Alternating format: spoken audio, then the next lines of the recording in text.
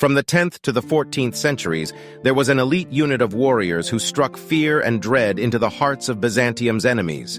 This cadre of killers was called the Varangian Guard, and they were Vikings. Tall, broad, and wielding massive two-handed battle axes, these men struck an imposing presence to the people of southeastern Europe.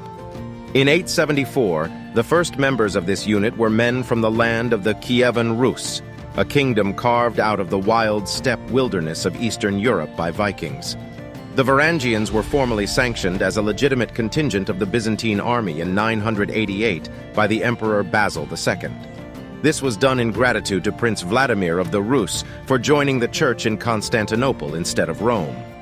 They were 6,000 strong and wholly loyal to the emperor due to them having no local ties and unable to speak Greek. They were also useful for their old Germanic tradition of oath-bound service, and the emperor simply did not trust his own kind. The majority of the men in the guard were of Swedish stock, but also had Danish and Norwegian elements too. They would keep this Norse identity until the late 11th century, until the Battle of Hastings in England, which caused a large influx of Anglo-Saxons. Some of the most famous members of their ranks were the last Viking, Harald Hardrada, and the Icelandic hero Bolli Bolason. The Varangians fought in many engagements for the emperors, including in the Battle of Cannae, where they decisively put down a Lombard revolt in the early 11th century.